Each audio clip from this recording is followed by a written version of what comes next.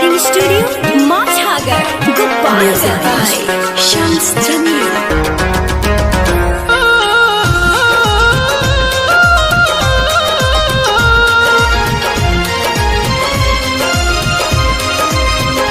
नहीं जात देखेला ना औकात देखेला ई मोहब्बत कैसन बा होला पागल लो बटे कोई सनी रो एको पल रहे होके ना जुदा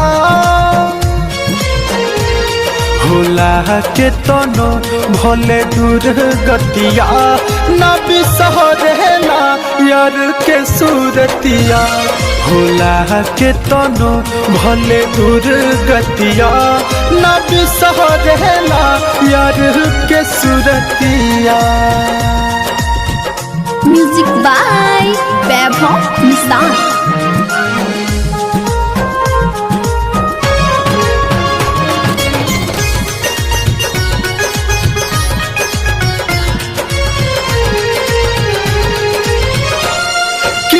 हवा आई एक ही नामवा सुनो हो दिन रात रातेला चाहे बने जमाना दुश्मन तब हो नहीं पीछा हटेला।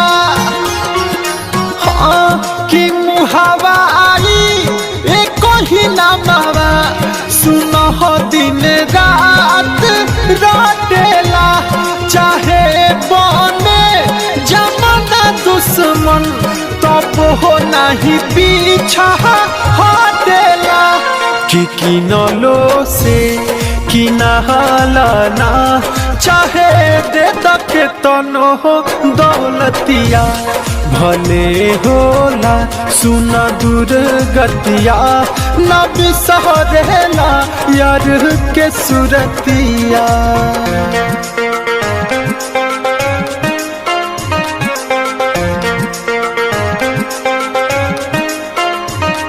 Music by Shams Jamil.